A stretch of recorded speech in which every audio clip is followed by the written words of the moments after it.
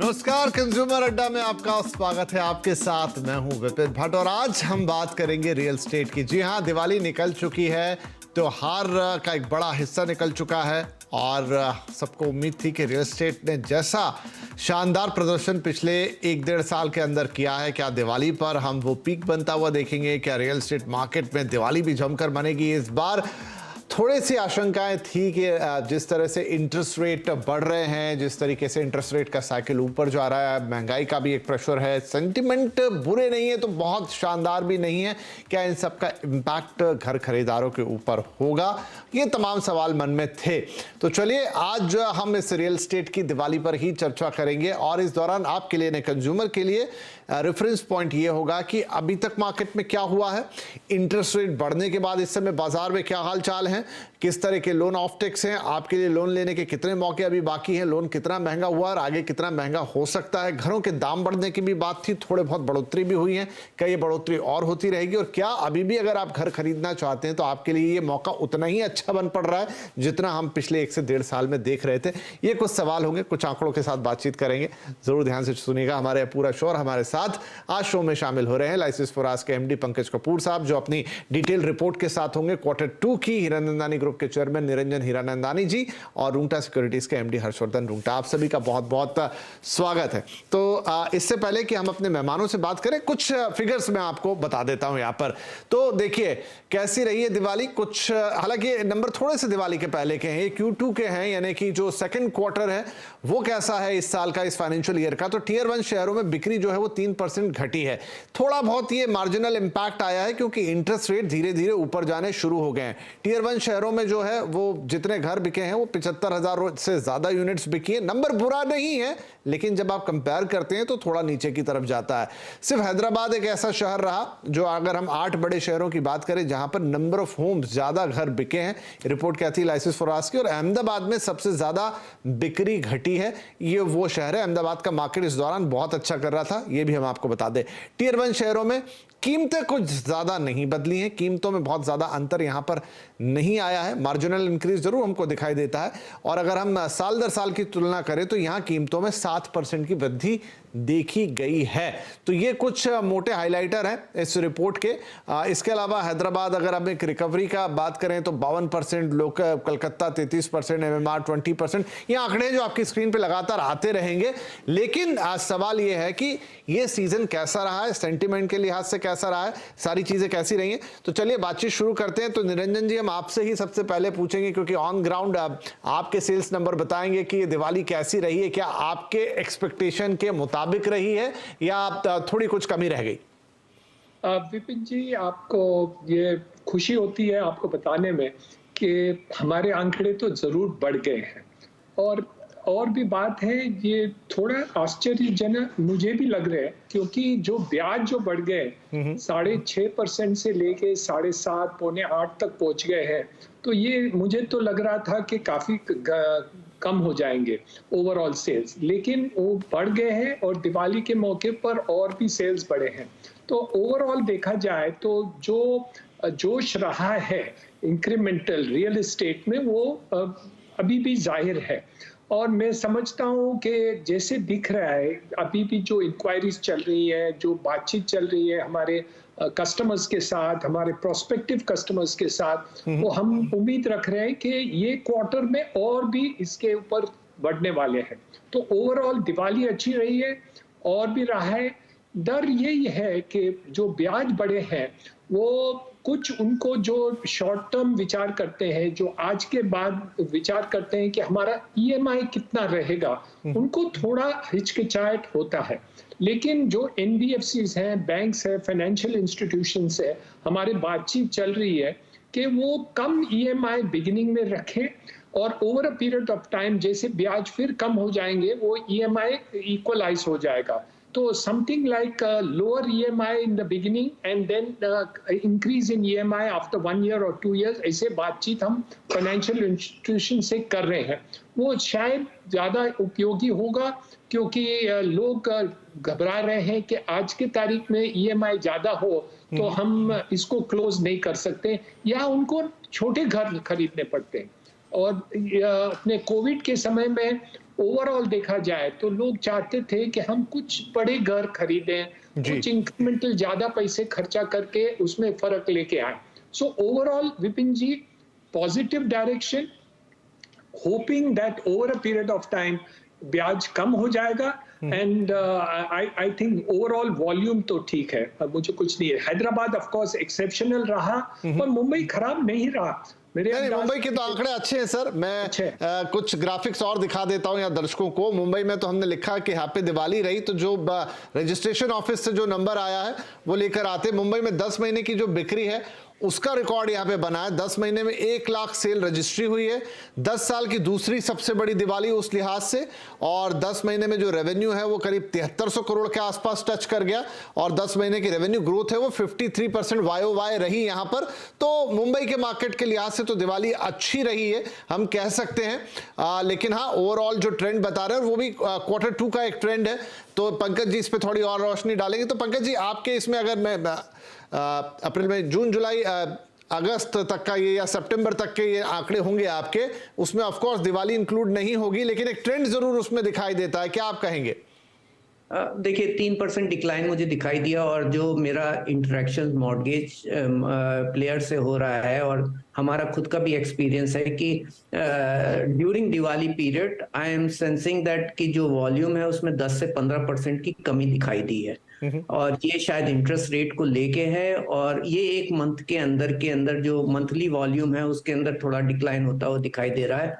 क्योंकि और जो बात करने पे पता चल रहा है वो ये है, क्योंकि दिवाली मंथ में आपके पास 16 दिन की छुट्टियां रही, तो उस पीरियड में ट्रांजैक्शंस कम हुए, उसका एक इम्पैक्ट है। बट ओवरऑल एस्पेक्ट्स ये है कि थोड़े ग्लोबल इकोनॉमिक क्यूज हैं, इकोनॉमिक के जो बातचीत चल रही थी, और पिछले महीने तक जो स्टॉक मार्केट का बिहेवियर था, प्लस इंटरेस्ट रेट्स जो ऊपर बढ़ गए, तो एक जो पेंडेमिक पीरियड में एक साइकी बन गई थी कि घर खरीदारों की कि एक अपॉर्चुनिटी टाइम है, और अगर हम नहीं खरीदेंगे तो हम एक मिस आउट करेंगे। आप थोड़े प्राइसेस बढ़ने चालू हो गए, इंटरेस्ट रेट भी बढ़नी चालू हो गई, तो जो सब चीजें फेवरेबल इन्वायरमेंट था कंज्यूमर के पॉइंट ऑफ व्यू से, उसके वो सारी चीजें फेवरेबल अभी इतनी दिखाई नहीं दे रही हैं। तो ये एक है कि कुछ एक कॉशियस कंज्यूमर बन गया है और होल्ड कर रहा है। और जैसे निरंजन सर भी बोल रहे थे कि जो फेंस सिटर्स हैं और जो बॉर्डर लाइन वाले लोग हैं, वहां पे इम्पैक्ट मुझे दिख रहा है। हालांकि अक्टूबर मंथ का में कुछ 10 से 15% का स्लो डाउन दिख रहा है, लेकिन अगर आगे जाके वो रिकवरी होती है, लेकिन इसके बावजूद मेरा अपना अनुमान ये है कि दिसंबर क्वार्टर भी आपको ऐसा नहीं है कि जो मार्च और जून क्वार्टर दिखाई देगा। आपने रजिस्ट्रेशन भी लास्ट 10 मंथ्स के पॉइंट ऑफ व्यू से देखा तो उसमें मार्च और जून क्वार्टर में बड़ी अच्छी सी सेल्स हुई थी, और उसके इम्पैक्ट की वजह से टॉप लास्ट के ओवरऑल क्यूमुलेटिव 10 मंथ्स में ओवरऑल ग्रोथ दिख रही है। अगर आप क्वार्टर ऑन क्वार्टर बेसिस पे भी रजिस्ट्रेशन को कंपेयर करेंगे तो जून क्वार्टर से सितंबर क्वार्टर में there was a decline in the registration. So overall aspects पे दिख रहा है कि जो इंटरेस्ट रेट का इम्पैक्ट है, इकोनॉमिक के जो वरी रिलेटेड जो प्रश्न चिन्ह बन करके आए हैं, और इसको देखते हुए थोड़े सेंटीमेंट के ऊपर इम्पैक्ट, और इसका ये जो है आपको सेल्स में नजर आता हुआ नजर आ रहा है। जी बिल्कुल। और जहां तक फेंस सिटर्स की बात है, मुझे एक बिहेवियर समझ में आता है कि फेंस सिटर कभी भी अपना डिसीजन शायद होल्ड नहीं करते, वो तो घर लेना चाहते ही हैं। और हमने देखा कि जैसे ही वो कंडीशन मुफीद हुई थी वो तुरंत आ गए थे बाहर। वरना ऐसा क्या हो गया कि अचानक से जो हम 8-10 साल से इंतजार कर रहे थे वो तुरंत कोविड पीरियड में हुआ, क्योंकि कंडीशंस उनके हिसाब से बन गई, दाम नहीं बढ़े, प्लस उनको इंटरेस्ट रेट वहां पे मिलने लग गया जहां पर ईएमआई उनकी पॉकेट अलाउ कर रही थी। और आई थिंक वही शायद चीज है कि वो थोड़ा भी अगर मार्जिनली ऊपर चला जाता है तो वो फिर शायद स्थिति में नहीं रह जाते और मजबूरन उन्हें फेंस पर बैठना पड़ता है। तो जैसा अभी निरंजन सर भी कह रहे थे कि उन्होंने रिक्वेस्ट किया है इंस्टीट्यूशन से, फाइनेंशियल लेंडर से कि भैया आप 1-1.5 साल अगर रख लें, और सही बात है ये इंटरेस्ट रेट फिर से नीचे आ सकते हैं, तो अगर वैसा हो जाएगा तो वो गैप, वो जो चाहिए आपको थोड़ा सा कुशन 1-1.5 साल का मिल सकता है। क्योंकि जितनी तेजी से इंटरेस्ट रेट ऊपर गए, शायद उतनी उम्मीद किसी को थी नहीं। हर्षवर्धन साहब, यही एक कारण रहा कि आपने 6.5% जैसा एक बहुत ही स्वीट इंटरेस्ट रेट देखा, जहां पर सबको लगा कि चलिए अब मेरे बजट में घर आ सकता है, क्योंकि एक जनरल आदमी तो सबसे पहले ईएमआई की कैलकुलेशन करता है, उसको लगता है हाँ भाई ये मैं पे कर पाऊंगा, तुरंत आ जाता है वो लेने के लिए। लेकिन जैसे वो कैलकुलेशन ऊपर चढ़ी तो अब उसकी मजबूरी भी हो जाती है कि क्या करें, कैसे करें। उसमें ऐसी स्कीम जो निरंजन सर ने बताई वो कारगर हो सकती है। एक इंपॉर्टेंट क्वेश्चन ये है कि इंटरेस्ट रेट देखिए 6.5% पे तो शायद कभी नहीं रहते हमेशा, ये बात तो तय थी, लेकिन वो जिस तेजी से बढ़ गए उसकी किसी को उम्मीद नहीं थी। क्या वापस हम उन्हें थोड़ा सॉफ्टर साइड पे आता हुआ देखेंगे और फिर धीरे धीरे मॉडरेट चेंजेस, उतने में तो व्यक्ति को कुशन मिल जाता है? वेल विपिन जी, आपने जो मुद्दा उठाया, जो इंटरेस्ट रेट का आपने जो पॉइंट बताया ना, वो एब्सोल्युटली करेक्ट है। सो अगर हम पहले शुरुआत की तरफ से हम देखें कि एक लेंडर जो बैंक है वो किस बेसिस पे किसी को होम लोन की एलिजिबिलिटी देखता है, तो जो उनकी टेक होम सैलरी है, जो भी इनकम है उनकी, उनका बैंक ये अज्यूम करता है कि 50% तक वो ईएमआई के रूप में दे सकते हैं। तो मान लीजिए कोई इंसान अगर 50,000 रुपए कमा रहा है तो बैंक ये देखती है कि ये 25,000 रुपए तक ये ईएमआई दे सकता है, तो उनकी लोन एलिजिबिलिटी उतनी ही होती है जितनी 25,000 की ईएमआई हो सकती है। अब क्या हुआ है कि इंटरेस्ट रेट जो 6.5% जो बॉटम हिट हुआ था, वहां से अभी ये लगभग 8% तक भी पहुंच गए। 8 से भी कई बैंक हैं जो उससे ज्यादा ब्याज चार्ज करते हैं। तो अब इम्पैक्ट जो आता है, जो पेमेंट का इम्पैक्ट है ईएमआई पे, अगर मान लीजिए किसी ने 50 लाख का लोन लिया था और 20 साल का लोन है, अगर इंटरेस्ट रेट 100 बेसिस पॉइंट बढ़ते हैं, अगर 1 परसेंटेज पॉइंट बढ़ता है, तो ईएमआई का जो इम्पैक्ट है वो करीबन 2,500 से 3,000 रुपया बढ़ जाता है। तो ये एक इम्पैक्ट है कि आपकी जो आउटफ्लो है वो बढ़ गया। और दूसरा, जो हम इन्फ्लेशन का माहौल देख रहे हैं कि महंगाई बढ़ी हुई है for all day to day expenses. अगर आप घर खर्च की बात करें तो महंगाई बढ़ रही है, तो वहां भी कैश फ्लो में बहुत ज्यादा असर आया। और इसी कारण से आप देखेंगे जो फेंसिटर्स की हम बात कर रहे हैं कि भाई वो अभी प्लंज नहीं ले रहे हैं कि भाई जाके हम खरीद लें। अब ये जो आपने सवाल पूछा कि इंटरेस्ट रेट जिस हिसाब से बढ़े हैं, वो तो तुरंत बैंक्स ने बोरोवर्स पे पास ऑन कर दिया। लेकिन हिस्ट्री गवाह है कि जब भी इंटरेस्ट रेट घटते हैं, मान लीजिए अगर शार्प फॉल भी आता है, तो बैंक्स में ये इंटरेस्ट रेट का गिरने का जो फायदा है वो बोरोवर्स पे, जिन्होंने लोन ले रखा है, उनको फायदा तुरंत नहीं देते हैं। ये इनफैक्ट एक बहुत ही पेरिनियल प्रॉब्लम है जो हमने देखा है कि अगर एक बोरोवर को पता चलता है कि ब्याज दरें गिरी हुई है और फ्लोटिंग रेट पे भी है, तो उन्हें बैंक को स्पेसिफिकली एप्लीकेशन देकर रिमाइंड करना पड़ता है कि हमारा भी इंटरेस्ट, हमारा भी ईएमआई आप घटाएं। तो मेरा मानना यह है कि जितना भी हम थ्योरी में बात करें कि इंटरेस्ट रेट घट रहा है तो उसका फायदा वापस बोरोवर्स को मिलेगा, वो इम्पैक्ट और वो ट्रांजिशन आते हुए बहुत ज्यादा टाइम लगता है।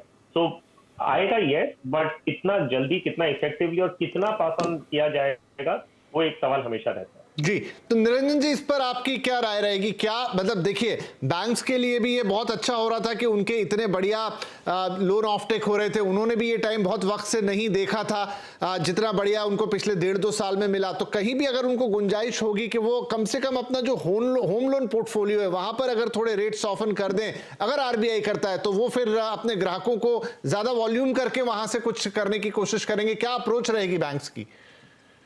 विपिन जी, आपको ये भी पता होगा कि लगभग ओवरऑल जो लेंडिंग रहा है अगले 6 महीने में, banks, financial institution home loan segment में लगभग 20% की तरक्की हुई है। Means overall amount of loan जो दिए, ओवरऑल मार्केट 10-15% इंक्रीज हुआ होगा, लेकिन बैंक्स और फाइनेंशियल इंस्टीट्यूशंस की जो लेंडिंग है ऑलमोस्ट 20% तक बढ़ गई है ये 6 महीने के अंदर। तो ओवरऑल रिटेल लोन्स काफी बैंक्स और फाइनेंशियल इंस्टीट्यूशन रुचि रख रहे हैं कि ये हो। दूसरी बात है कि जो एनपीए है होम लोन्स में वो 2% से कम है, और एचडीएफसी जैसे बैंक हैं उनको 1%, एसबीआई का भी 1% से भी कम है। तो वो भी चाहते हैं कि हम होम लोन्स, रिटेल लोन्स के पोर्टफोलियो को बढ़ा दें।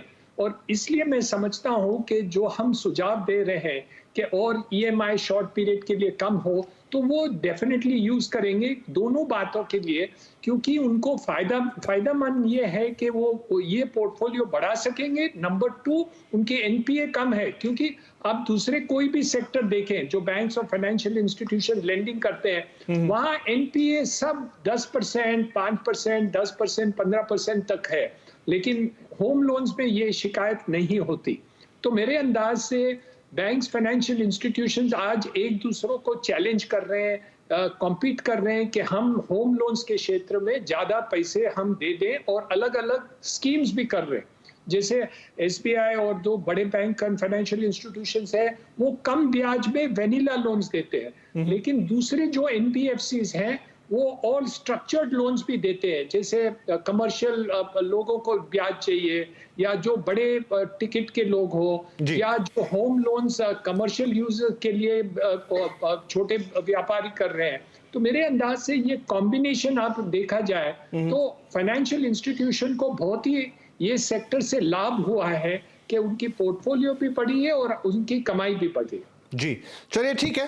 तो अब बैंक्स, मुझे लगता है कोशिश उनकी पूरी रहेगी कि जो ग्राहक उनके पास एक फ्लो आ रहा था वो वापस आने लगे। अगर आरबीआई की तरफ से कुछ सॉफ्टनिंग होती तो वो भी शायद इस बार पास ऑन करते हुए दिखाई दें। We hope so. एक छोटा ब्रेक यहां पर लेंगे। ब्रेक के बाद एक बड़ा सवाल अपने तीनों पैनलिस्ट से पूछेंगे कि क्या जो लोग घर खरीदना चाहते हैं उनके लिए अभी भी मौका है, ये सिर्फ दिमाग पे हावी है कि लोन ज्यादा हो गया, ये ज्यादा हो गया, या वो अभी भी जाएं और थोड़ी बहुत खोजबीन करें तो उन्हें अपने रेट पे प्रॉपर्टी, एक बढ़िया लोन और एक मौका, एक अच्छा ऑफर मिल सकता है, या जैसा अभी था कि भाई 1-1.5 साल तक हो सकता है आपको वही ब्याज दर देनी पड़े जो पहले चल रही थी। तो ये तमाम चीजें, ये पूरी बातचीत जारी रहेगी एक छोटे से ब्रेक के बाद।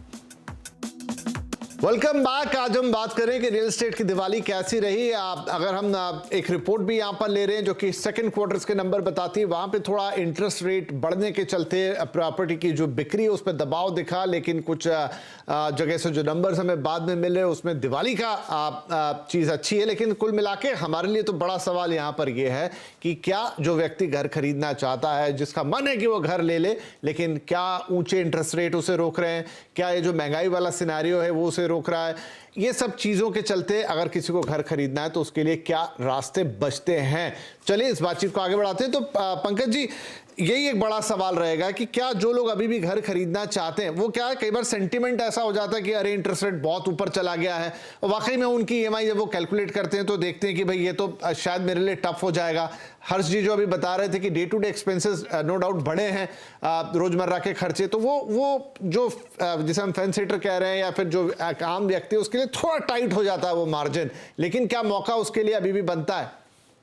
बिल्कुल बनता है। और मैं अगर एक बात बोलता हूं कि आज भी डिस्पाइट जो इंक्रीज हुई इंटरेस्ट रेट, इसके बावजूद भी जो इन्फ्लेशन एडजस्टेड प्राइस है और अगर इंटरेस्ट एडजस्टेड अफोर्डेबिलिटी में देखते हैं तो आज भी अफोर्डेबिलिटी प्राइसेस से थोड़ी ज्यादा, और यही कारण है कि मुझे थोड़ा प्राइस में अपसाइड स्कोप दिखता है, मार्जिनल। ये नहीं लगता है कि बिल्डर के पास स्कोप है कि 10% 20% प्राइसेस बढ़ाएं, लेकिन 4 से 5% की इंप्रूवमेंट प्राइसेस में दिखती है, क्योंकि फर्स्ट टाइम पिछले 2 दशक के बाद आपको इस तरीके की पैरिटी दिखाई देती है प्रॉपर्टी प्राइसेस और अफोर्डेबिलिटी में। और इंटरेस्ट रेट का जो आज के दिन आउटलुक चल रहा है, ऐसा तो हर एक घर खरीदार के जो परचेजिंग के जो होम लोन का जो दरमियान रहता है उस पीरियड में जो है उसको वो महसूस होता है। कभी ना कभी तो इंटरेस्ट रेट ऊपर नीचे होते हैं, वो साइक्लिकल होते हैं। तो अगर प्रॉपर्टी अच्छी है, रिस्क फ्री है, बिल्डर सही है, तो मुझे लगता है आज भी प्राइस प्रोडक्टिव है। और दूसरी बात एक और भी है कि न्यू लॉन्चेस अनप्रेसिडेंटली इंक्रीज हो रहे हैं और बिल्डर अपनी तरफ से स्कीम्स और ऑफर दे रहा है। तो खाली इंटरेस्ट रेट को ना देखें, लेकिन आप अपनी अफोर्डेबिलिटी जरूर देख लें, आप अपनी फाइनेंशियल फ्लेक्सिबिलिटीज देख लें। अगर आप ये सोचते हैं कि आप घर खरीदने के लायक हैं और आपकी फ्यूचर जॉब सिक्योर है और आप उसकी ईएमआई को अफोर्ड कर सकते हैं, तो जरूर मैं ये बोलूंगा कि आज भी बड़ा ही अपॉर्चुन टाइम है और एक अच्छा मौका है। And user point of view से आप आज भी घर खरीद सकते हैं। तो या हर्षवर्धन हमारे जाने माने फाइनेंशियल प्लानर, हर्षवर्धन क्या कर सकते? देखिए हसरत सबकी रहती कि वह घर ले लें, एक समय भी अभी लगातार बढ़िया चल रहा था, थोड़ी बहुत चीजें बदली हैं, लेकिन क्या वो उपाय हो सकते हैं जिससे आप रास्ता निकाल लें घर खरीदने का? देखिए विपिन जी, घर खरीदने का जो डिसीजन है ना वो 2 तरीके के हैं। एक है जो आप सेल्फ ऑक्यूपेंसी के लिए बात करते हैं और दूसरा है कि आप इन्वेस्टमेंट के लिए बात करते हैं। तो अगर हम सेल्फ ऑक्यूपेंसी की बात करें तो इसमें ना सिर्फ फाइनेंशियल कंसिडरेशन नहीं देखा जाता, इसमें बहुत सारी अलग चीजें देखनी है कि आपको वो घर पसंद आना चाहिए, वो लोकेलिटी पसंद आनी चाहिए, एक गुड वाइब्स आनी चाहिए। अगर आप कोई जगह को देखते हैं, कोई लोकेलिटी और कोई फ्लैट में जाते हैं, कोई प्रॉपर्टी पे जाते हैं, तो आपको अच्छी वाइब्स आ रही है, आपको फीलिंग्स अच्छी आती है। तो ये सारी चीजें अगर आप सेल्फ ऑक्यूपेंसी की पॉइंट ऑफ व्यू से देख रहे हैं, तो आपको ब्याज दरें इमटेरियल हो जाता है, क्वाइट ऑनेस्टली। आपको अफोर्डेबिलिटी कैसे आप उसको मैनेज कर सकते हैं। अगर आपको लेना ही और आप ऐसी सिचुएशन में आ गए हैं, तो आप अफोर्डेबिलिटी को कैसे मैनेज करेंगे, उसके 2-3 तरीके हैं। एक है कि आप अपनी ईएमआई का अमाउंट जो है वो कांस्टेंट है, लेकिन आप अपना लोन जो है वो बैंक से बात करके 20 साल का ना लेके उसे 25 साल का ले सकते हैं, ताकि आपका ईएमआई जो है वो वही रहे despite interest rate going up. तो अगर आपको माहौल बाकी सब कुछ अच्छा लग रहा है और घर लेना ही है फॉर सेल्फ ऑक्यूपेंसी, देन आपके पास ये एक तरीका है जिससे आप ईएमआई कांस्टेंट रख सकते हैं, लेकिन टेन्योर को आपको बढ़ाना होगा। और दूसरी बात आपको ध्यान रखनी है कि आप ये एस्टिमेट कर रहे हैं कि आगे जाके ब्याज दरें घटेंगी और उसका फायदा मुझे मिलेगा, लेकिन कभी भी एक प्रूडेंट फाइनेंशियल प्लानिंग पॉइंट से आप फ्यूचर के बेनिफिट के लिए करंट एक्सपेंसेस अपने हाथ पे नहीं, अपने सर पे नहीं लेंगे। आपको ये समझना है कि ये मान के चलिए कि अगर ब्याज दरें इतनी रहेगी या इससे बढ़ेगी तो क्या मैं अफोर्ड कर सकता हूँ। घट गई तो बहुत अच्छी बात है, कोई दिक्कत नहीं है, प्रॉफिट इज ऑलवेज वेलकम। लेकिन अगर कोई कारण से आपने एस्टिमेट किया था कि आगे जाके ब्याज दरें घटेंगी और उस बेसिस पे आपने ज्यादा ईएमआई आज ले ली, तो ये अच्छा तरीका नहीं है। आपको हमेशा कंजर्वेटिव अप्रोच रखना है। वर्स्ट के सिनेरियो क्या है कि इतना रहेगा या इससे बढ़ेगा, तो आप अफोर्ड कर सकते हैं तो ठीक है, नहीं तो आप फिलहाल मत जाइए। या तो अपनी बैंक से बात करिए, जैसे मैंने कहा कि अपना लोन का टेन्योर बढ़ा दे, ताकि जो ईएमआई अमाउंट है वो कांस्टेंट है। तो ये एडवाइस रहेगी उनके लिए जो घर सेल्फ ऑक्यूपेंसी लेना चाहते हैं, उसमें फाइनेंशियल कंसिडरेशन को आपको थोड़ा नजरअंदाज करना होगा। ठीक है, अगर आप pure investment point of view से ले रहे हैं, तब फाइनेंशियल कैलकुलेशन में आप ज्यादा डिटेल में जाएंगे। ठीक है, तो एट लास्ट निरंजन सर, मैं थोड़ा यहाँ से फ्यूचरिस्टिक सवाल कि आने वाले 1-2 क्वार्टर्स आप कैसे देख रहे हैं? मैं तो बहुत ही पॉजिटिव हूँ। ओवरऑल देखा जाए तो इंटरेस्ट इन हाउसिंग बढ़ रहे हैं, मिडिल क्लास की डेमोग्राफिक्स बढ़ रही है, लोगों को ये इच्छापन हो रही है कि हम नए घर खरीदें, उनको ज्यादा एमिनिटीज चाहिए, बैंक्स और फाइनेंशियल इंस्टीट्यूशंस एक्सपैंड कर रहे हैं, उनको लेंडिंग ये सेक्टर के लिए, तो ओवरऑल तो डिमांड डेफिनेटली बढ़ रहे हैं। लेकिन मैं एक बात, छोटी बात पर मैं हर्षवर्धन सिंह से थोड़ा सहमत नहीं हूँ। वो क्या है कि जब हम घर खरीदते हैं ना, तो कभी कभी हमें थोड़ा कुछ स्ट्रेच ज्यादा करना है क्योंकि क्या है कि घर तो लाइफ टाइम में एक ही बार लेते हैं, तो ज्यादातर हम घर स्ट्रेच करते हैं और उम्मीद करते हैं हम कुछ बाद में कुछ बेच देंगे, कुछ और पैसे आ जाएंगे, कुछ शेयर्स बेच देंगे।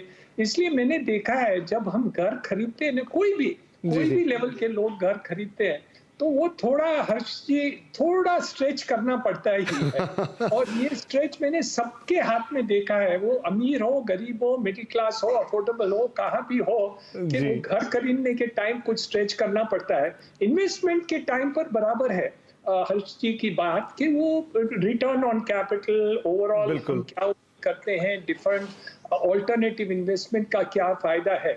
तो मैंने देखा है जब मैं भी घर खरीदता हूँ या कोई भी घर खरीदते हैं, तो वो हमेशा मैं देखा हूँ, अभी तक तो जितना भी मेरा अनुभव रहा है, जी बिल्कुल। हम तो सर चाहेंगे कि सब लोग जिनकी भी हसरत है कि वो उनका अपना घर हो, और इनफैक्ट ये सभी की होती है, तो जरूर पूरी हो। एक वक्त हम जरूर ऐसे में चल रहे हैं जहां इंटरेस्ट रेट थोड़े ऊपर जा रहे हैं, लेकिन क्योंकि देश की इकोनॉमी को, उसके विकास के इंजन को भी गति देनी है, तो जैसे ही थोड़ा समय मुफीद होगा, हम पूरी उम्मीद करते हैं कि आरबीआई के मन में भी या दिमाग में भी बात होगी, वो इंटरेस्ट रेट को सॉफ्टन करेंगे। और बैंक्स जिनका इतना अच्छा होम लोन पोर्टफोलियो बन पड़ा है, जैसा सर बता रहे थे ग्रोथ 30% की हो रही है, वो भी चाहेंगे कि आगे बढ़े। पंकज साहब के जो आंकड़े वो भी यहां से हमको एक अलग रास्ते पे जाते हुए दिखाई दे सकते हैं। लेकिन एक ओवरऑल सिनेरियो है, एंड आई होप कि बहुत जल्दी चीजें फिर से पॉजिटिव होती हुई नजर आएंगी, जहां थोड़ी बहुत भी हमको लग रही है, एंड रियल एस्टेट में सबकी घर खरीदने की इच्छा पूरी हो, हमारी तो यही कामना रहेगी। बहुत शुक्रिया आप तीनों ही मेहमानों का। एक बढ़िया रियल एस्टेट का पिक्चर हमने यहां पर पेंट किया, क्या चल रहा है और आगे क्या हो सकता है, उसकी एक तस्वीर आपको दिखाने की कोशिश ये रही।